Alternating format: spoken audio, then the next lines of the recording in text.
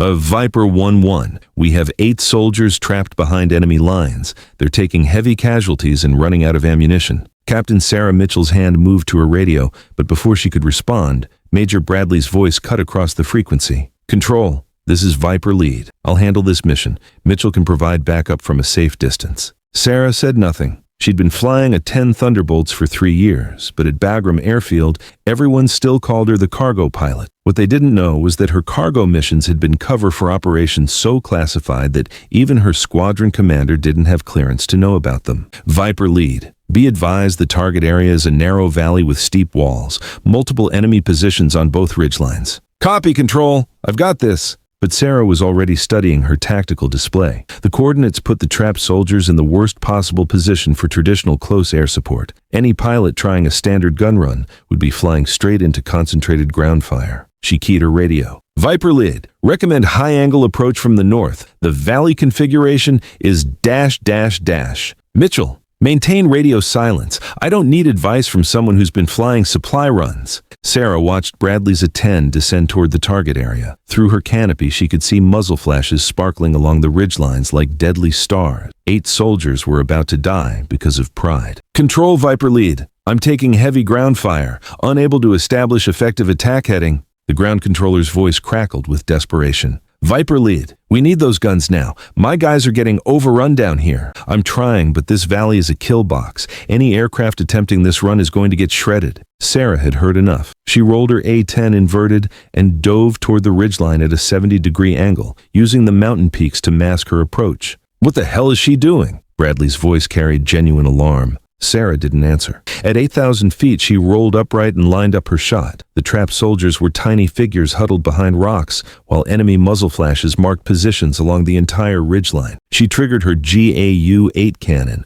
The sound was like thunder rolling through the mountains. 65 rounds of 30mm ammunition left the barrel in exactly 3.7 seconds, but it wasn't the sound that made everyone watching hold their breath. It was the precision. Instead of walking her fire across the target area, Sarah had calculated the exact trajectory needed to place every round along a surgical line that eliminated the enemy positions while staying clear of friendly forces by exactly the minimum safe distance. Holy shit, the ground controller transmitted, forgetting protocol. Viper 1-1, that was surgical. All enemy positions neutralized. You just saved 8 lives. Bradley's voice came over the radio, professional respect replacing his earlier dismissiveness. Mitchell, how did you make that shot? I've been flying A-10s for 7 years and I've never seen anything like it. Sarah pulled her aircraft into a climbing turn. Sometimes you have to think outside the manual, Major. That evening, Lieutenant Colonel Parker called Sarah into his office. On his desk was a black folder marked with classification levels she wasn't supposed to know he had access to. Captain Mitchell,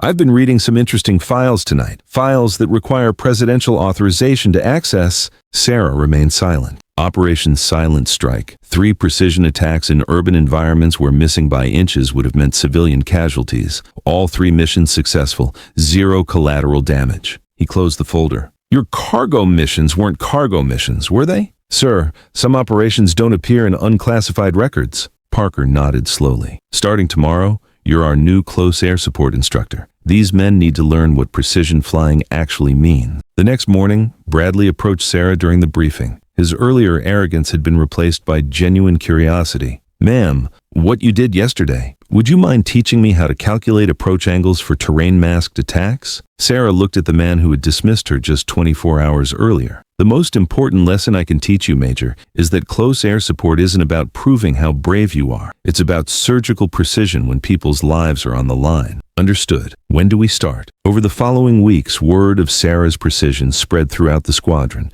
Pilots who had made jokes about the pretty cargo pilot began seeking her advice on advanced combat techniques. Captain Rodriguez, who had initially questioned Sarah's presence in a combat unit, approached her after a particularly challenging training session. Ma'am, I owe you an apology. I thought you didn't belong here because I was looking at the wrong qualifications. Sarah smiled. We all make assumptions, Captain. The important thing is being willing to learn when you're wrong. 3 months later, when Rodriguez successfully extracted a surrounded patrol using techniques Sarah had taught him, he credited her training with saving 12 lives. She didn't just teach us how to fly better, he told the squadron during a mission debrief. She taught us that precision beats aggression every time. The transformation was remarkable. The The squadron that had once questioned Sarah's qualifications now sought her approval for mission planning. The men who had called her too soft for combat had learned that true strength comes from knowing exactly when and how to apply force. During a squadron social event 6 months after the rescue mission,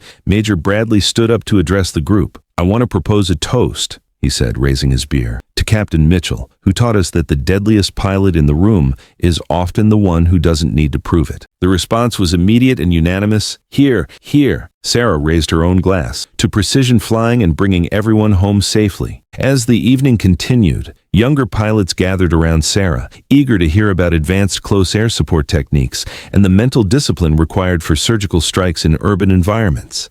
But the most significant change came in how the squadron approached their missions. They began to understand that true expertise wasn't about flying the most dangerous missions. It was about making the dangerous missions routine through superior skill and preparation. Late that night, as Sarah reviewed mission reports, she reflected on how far they'd all come, not just in flying ability, but in understanding what it meant to be part of a team where everyone's strengths were recognized and utilized. The classified operations would remain classified. The missions that had forged her skills would never appear in any official history, but in a squadron of close air support pilots who now understood that precision was more important than bravado, her influence would continue long after her deployment ended. 6 months later, when the squadron returned to the United States, their combat effectiveness ratings were the highest in Air Force history. They had 0 friendly fire incidents, 0 mission failures, and had saved more ground personnel than any comparable unit. When asked about their success,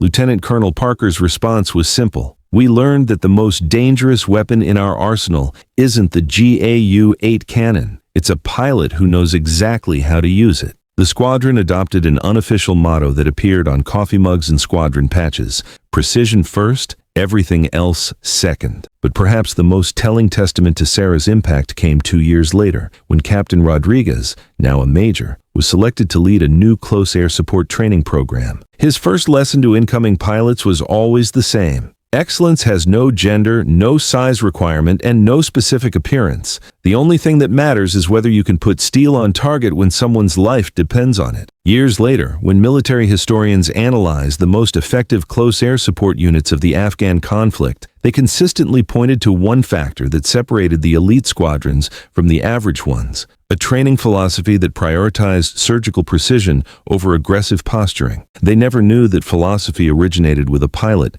they had initially dismissed as too soft for combat, who had proven that sometimes the deadliest person in the room is the one who doesn't look dangerous. Captain Sarah Mitchell had changed an entire squadron's understanding of what it meant to be a warrior, not through aggression or bravado, but through the kind of precision that saves lives when everything goes wrong. The woman they didn't want flying combat missions had become the instructor they couldn't imagine fighting without. And every time one of her former students made an impossible shot in an impossible situation, they honored her legacy. That true strength isn't about what you look like or how loud you talk. It's about what you can do when people are counting on you to be perfect. Ever been underestimated because of your appearance? Type "Prove them wrong." Subscribe for more untold stories of military heroes who changed everything, like if precision beats assumption. Share this story with someone who needs to see it. Comment below. What's your impossible shot moment when you proved the doubters wrong?